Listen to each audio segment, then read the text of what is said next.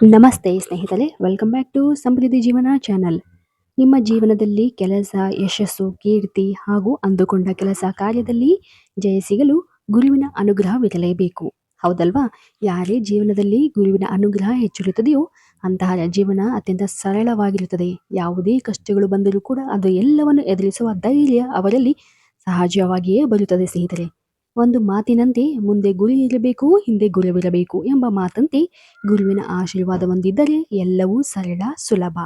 ಹೌದು, ಇವತ್ತಿನ ದಿನ ಗುರು ಪೂರ್ಣಿಮೆಯ ವಿಶೇಷವಾದಂತಹ ಮಾಹಿತಿಯೊಂದಿಗೆ ಸರಳವಾಗಿ ಗುರು ಪೂರ್ಣಿಮೆಯ ದಿನ ಅಂದರೆ ಹುಣ್ಣಿಮೆಯ ದಿನ, ಬರಲಿರುವ ಹುಣ್ಣಿಮೆಯ ದಿನ, ಗುರು ಪೌರ್ಣಿಮೆಯ ದಿನ ವಿಶೇಷವಾಗಿ ಕೆಲವೊಂದು ಪರಿಹಾರಗಳನ್ನು ನೀವು ಮಾಡೋದ್ರಿಂದ ನಿಮ್ಮ ಜೀವನದಲ್ಲಿ ಹೆಚ್ಚಿನ ಅಗಾಧವಾದಂತಹ ಲಾಭವನ್ನು ನೀವು ಕಾಣಬಹುದು ಸ್ನೇಹಿತರೆ.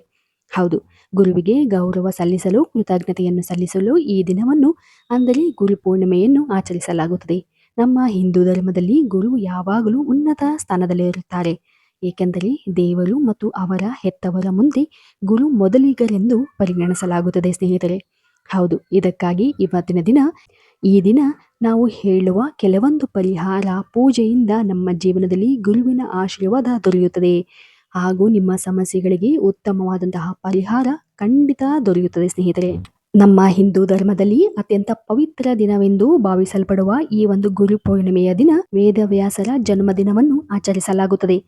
ಹೌದು, ಹಿಂದೂ ಧರ್ಮದಲ್ಲಿ ಪ್ರತಿಯೊಂದು ಹಬ್ಬ ಆಚರಣೆಗಳು ವಿಶೇಷವಾದಂತಹ ಮಹತ್ವವನ್ನು ಹೊಂದಿರುತ್ತದೆ. ಅವುಗಳಲ್ಲಿ ಒಂದು ಗುರು ಪೂರ್ಣಿಮೆಯು ಕೂಡ ಒಂದು. ಇದನ್ನು ಪ್ರತಿಯೊಬ್ಬ ವ್ಯಕ್ತಿಯು ಆಚರಿಸುವುದರಿಂದ ಬಹಳನೇ ಮುಖ್ಯವಾಗಿರುತ್ತದೆ. ಏಕೆಂದರೆ ಒಬ್ಬ ವ್ಯಕ್ತಿಯ ಉನ್ನತಿಗಾಗಿ ಗುರುವಿನ ಆಶೀರ್ವಾದ ಅತಿ ಮುಖ್ಯ.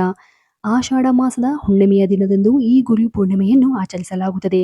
ಈ ದಿನದಂದು ಗುರುವನ್ನು ಪೂಜಿಸುವುದರಿಂದ ಸಾಮಾನ್ಯವಾಗಿ ವ್ಯಕ್ತಿಗಳಿಗೆ ಜ್ಞಾನ, ಬುದ್ಧಿವಂತಿಕೆ ಮತ್ತು ಆಧ್ಯಾತ್ಮಿಕ ಪ್ರಗತಿಯನ್ನು ಹೊಂದುತ್ತಾರೆ ಎಂದು ಹೇಳಲಾಗುತ್ತದೆ ಸ್ನೇಹಿತರೆ.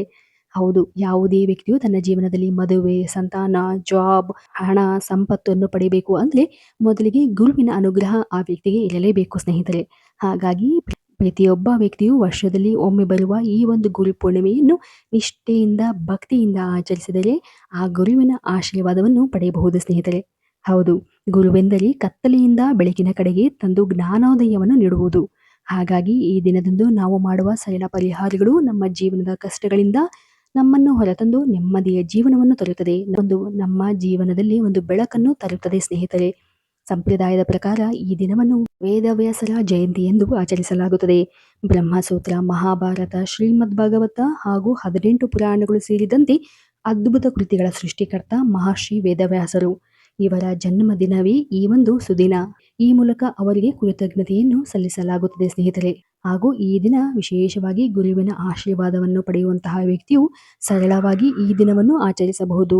ಒಬ್ಬ ವ್ಯಕ್ತಿಯು ತನ್ನ ಜೀವನದಲ್ಲಿ ಹೆಚ್ಚು ಬುದ್ಧಿವಂತಿಕೆಯನ್ನು ಹಾಗೂ ಅದೃಷ್ಟವನ್ನು ಅನುಭವಿಸುತ್ತಾನೆ ಎಂದು ಹೇಳಲಾಗುತ್ತದೆ ಸ್ನೇಹಿತರೆ.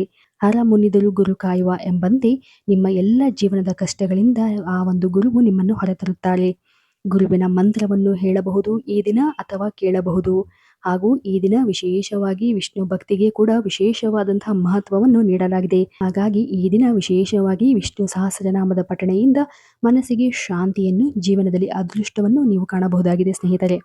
ಹಾಗೂ ಈ ದಿನ ವಿಶೇಷವಾಗಿ ರಾಯರ ಮಠಕ್ಕೆ ಹಾಗೂ ಸಾಯಿಬಾಬಾರ ದೇಗುಲಕ್ಕೆ ಹೋಗಿ ಭೇಟಿ ನೀಡಿ ದರ್ಶನವನ್ನು ಪಡೆಯುವುದರಿಂದ ನಿಮ್ಮ ಜೀವನದಲ್ಲಿ ಒಂದು ನೆಮ್ಮದಿಯನ್ನು ಕಾಣಬಹುದಾಗಿದೆ ಸ್ನೇಹಿತರೆ. ಹಾಗೂ ಸಾಧ್ಯವಾದರೆ ದೇವಾಲಯದಲ್ಲಿ 28 ಪ್ರದಕ್ಷಿಣೆಗಳನ್ನು ಹಾಕಿ ಬನ್ನಿ. ಇದರಿಂದ ಗುರುಬಲ ವೃದ್ಧಿಸುತ್ತದೆ. ಹಾಗೂ ಈ ದಿನ ವಿಶೇಷವಾಗಿ ನಾವು ಮಾಡುವಂತಹ ಪರಿಹಾರಗಳಲ್ಲಿ ಮೊದಲನೆಯದು ಅರಳಿ ಮರ ಅಥವಾ ಅತ್ತಿ ಮರದ ಕೆಳಗಡೆ ದೀಪವನ್ನು ಹಚ್ಚುವುದು. ಹೌದು, ಬ್ರಾಹ್ಮಿ ಮುಹೂರ್ತದಲ್ಲಿ ಅಥವಾ ಸೂರ್ಯೋದಯಕ್ಕೂ ಮುನ್ನ ಈ ಒಂದು ದೀಪವನ್ನು ಬೆಳಗಬೇಕು. ಹಾಗೂ ಈ ಒಂದು ದೀಪಕ್ಕೆ ಕೊಬ್ಬರಿ ಎಣ್ಣೆಯನ್ನು ಬಳಸಿ ನೀವು ದೀಪವನ್ನು ಬೆಳಗೋದ್ರಿಂದ ನಿಮ್ಮ ಎಲ್ಲ ಇಷ್ಟಾರ್ಥಗಳು ನೆರವೇರುತ್ತದೆ ಸ್ನೇಹಿತರೆ. ಹೌದು, ಅತ್ಯಂತ ವಿಶೇಷವಾಗಿರುವಂತಹ ಈ ಒಂದು ಹುಣ್ಣಿಮೆಯ ದಿನ ನೀವು ಅರಳಿ ಮರದ ಕೆಳಗಡೆ ದೀಪವನ್ನು ಬೆಳಗೋದ್ರಿಂದ ನಿಮ್ಮ ಜೀವನದಲ್ಲಿರ್ತಕ್ಕಂಥ ಕಷ್ಟಗಳಿಂದ ನೀವು ಹೊರಬರಬಹುದು. ಹಾಗೂ ಸಂಕಲ್ಪದೊಂದಿಗೆ ನಿಮ್ಮ ಮದುವೆ ಅಥವಾ ಕೆಲಸದ ವಿಚಾರಕ್ಕೆ ಅಥವಾ ನಿಮ್ಮ ಮಕ್ಕಳ ಉತ್ತಮ ಶೈಕ್ಷಣಿಕ ಪ್ರಗತಿಗೂ ಕೂಡ ಈ ದಿನವನ್ನು ನೀವು ವಿಶೇಷವಾಗಿ ಆಚರಣೆ ಮಾಡಬಹುದು. ಅದಕ್ಕಾಗಿ ಕಡಲೆ ಕಾಳುಗಳನ್ನು ತೆಗೆದುಕೊಂಡು ಒಂದು ಅರಿಶಿಣದ ಬಟ್ಟೆಯಲ್ಲಿ ಹಾಕಿ ಗಂಟು ಹಾಕಿ ಅದನ್ನು ಒಂದು ದೇವಾಲಯಕ್ಕೆ ಅರ್ಪಿಸಿ ಬನ್ನಿ.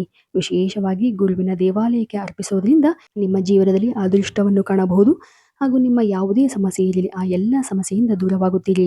ವಿಶೇಷವಾಗಿ ಗುರುದೋಷವಿದ್ದರೆ ಆ ಒಂದು ಗುರುದೋಷದಿಂದಲೂ ನೀವು ಹೊರಬರಬಹುದು ಸ್ನೇಹಿತರೆ. ಹೌದು, ಹಾಗೂ ನಿಮ್ಮ ಇಷ್ಟಾರ್ಥ ಸಿದ್ಧಿಗಾಗಿ, ಮಕ್ಕಳ ಭಾಗ್ಯಕ್ಕಾಗಿ, ಮನೆ ಕಟ್ಟಬೇಕು ಎಂಬ ಒಂದು ಆಸೆ ಇದ್ರೆ ಈ ದಿನ ವಿಶೇಷವಾಗಿ ಗುರುಗಳಿಗೆ ಒಂದು ದೀಪಾರಾಧನೆಯನ್ನು, ವಿಶೇಷವಾಗಿ ಬೆಲ್ಲದ ದೀಪಾರಾಧನೆಗಳನ್ನು ಮಾಡೋದ್ರಿಂದ ಎಲ್ಲ ರೀತಿಯಾದಂತಹ ಇಚ್ಛೆಗಳು ನೆರವೇರಲ್ಪಡುತ್ತದೆ. ಹಾಗೂ ಗುರು ಅಷ್ಟಕವನ್ನು ಪಠಿಸೋದ್ರಿಂದ, ಕೇಳೋದ್ರಿಂದ ಉತ್ತಮವಾದಂತಹ ಫಲವನ್ನು ನೀವು ಕೂಡ ಕಾಣಬಹುದಾಗಿದೆ ಸ್ನೇಹಿತರೆ. ಈ ದಿನ ವಿಶೇಷವಾಗಿ ಹುಣ್ಣಿಮೆಯ ದಿನ ಎಲ್ಲ ಕಷ್ಟಗಳಿಂದ ಹೊರಬರಲು ನೀವು ಬೆಳಗ್ಗೆ ಸ್ನಾನದ ನೀರಿಗೆ ಅರಿಶಿಣವನ್ನು ಹಾಕಿ ಸ್ನಾನ ಮಾಡಿ, ಹಳದಿ ಬಟ್ಟೆಯನ್ನು ಧರಿಸಿ ವಿಷ್ಣುವಿನ ಪಾದಕ್ಕೆ ಹಾಗೂ ಗುರುವಿನ ಪಾದಕ್ಕೆ ಹಳದಿ ಹೂವುಗಳನ್ನು ಅರ್ಪಿಸೋದ್ರಿಂದ ನೀವು ಎಲ್ಲ ರೀತಿಯ ಕಷ್ಟಗಳಿಂದ ಹೊರಬರುತ್ತೀರಿ. ಹಾಗೂ ಈ ಒಂದು ಹುಣ್ಣಿಮೆಯ ದಿನ, ಗುರು ಪೂರ್ಣಿಮೆಯ ದಿನದಂದು 7 ದಿನಗಳವರೆಗೆ ಸತತವಾಗಿ ಈ ಒಂದು ದೀಪವನ್ನು ಬೆಳಗಿಸಬೇಕು. ಅಂದರೆ ನಿಮ್ಮ ಮನೆಯ ಮುಖ್ಯ ಬಾಗಿಲಿನ ಬಳಿ ಸಂಜೆ ಸ್ವಲ್ಪ ಅಥವಾ ಬಿಳಿ ಸಾಸಿವೆ ಅಥವಾ ಹಳದಿ ಸಾಸಿವೆ ಜೊತೆ 5 ಲವಂಗ, ಸ್ವಲ್ಪ ಕರ್ಪೂರವನ್ನು ಹಾಕಿ ಬೆಳಗಿಸಿ. ಇದರಿಂದ ನಿಮ್ಮ ಮನೆಯಲ್ಲಿರ್ತಕ್ಕಂತಹ ಯಾವುದೇ ರೀತಿಯಾದಂತಹ ಸಮಸ್ಯೆಗಳು, ಹಣಕಾಸಿನ ಸಮಸ್ಯೆ ಆಗಿರಬಹುದು ಅಥವಾ ಯಾವುದೇ ರೀತಿಯಾದಂತಹ ಮಾನಸಿಕ ನೆಮ್ಮದಿಯ ಹಾಳಾಗಿದ್ರೆ ಆ ಎಲ್ಲ ರೀತಿಯಾದಂತಹ ಸಮಸ್ಯೆಗಳಿಂದ ನೀವು ಹೊರಬರುತ್ತೀರಿ. ಇದನ್ನು ಈ ಒಂದು ಹುಣ್ಣಿಮೆಯ ದಿನದಿಂದ ಆರಂಭ ಮಾಡಿ 7 ದಿನಗಳವರೆಗೆ ನಿರಂತರವಾಗಿ ಈ ಒಂದು ದೀಪವನ್ನು ನಿಮ್ಮ ಮನೆಯ ಮುಖ್ಯ ಬಾಗಿಲಿನ ಬಳಿ ಬೆಳಗಿಸಿ. ಹಾಗೂ ಈ ದಿನ ವಿಶೇಷವಾಗಿ ನೀವು ಯಾವುದೇ ಇಷ್ಟಾರ್ಥಕ್ಕಾಗಿ ಪೂಜಿಸಿದರೆ ಇದರ ಫಲ ದುಪ್ಪಟ್ಟು ಫಲವನ್ನು ನೀಡುತ್ತದೆ. ಹಾಗಾಗಿ ಈ ಒಂದು ಹುಣ್ಣಿಮೆಯ ದಿನ ವಿಶೇಷವಾಗಿ ಮಹಾಲಕ್ಷ್ಮಿ ಹಾಗೂ ವಿಷ್ಣುವನ್ನು ಪೂಜಿಸಿ, ಹಾಗೂ ನಿಮ್ಮ ಇಷ್ಟ ದೇವರು ಮತ್ತು ಗುರುವಿನ ಪೂಜೆಯನ್ನು ಮಾಡುವುದರ ಮೂಲಕ ನಿಮ್ಮ ಜೀವನದಲ್ಲಿ ನೀವು ಉತ್ತಮವಾದಂತಹ ದಿನಗಳನ್ನು ಕಾಣಬಹುದಾಗಿದೆ ಸ್ನೇಹಿತರೆ.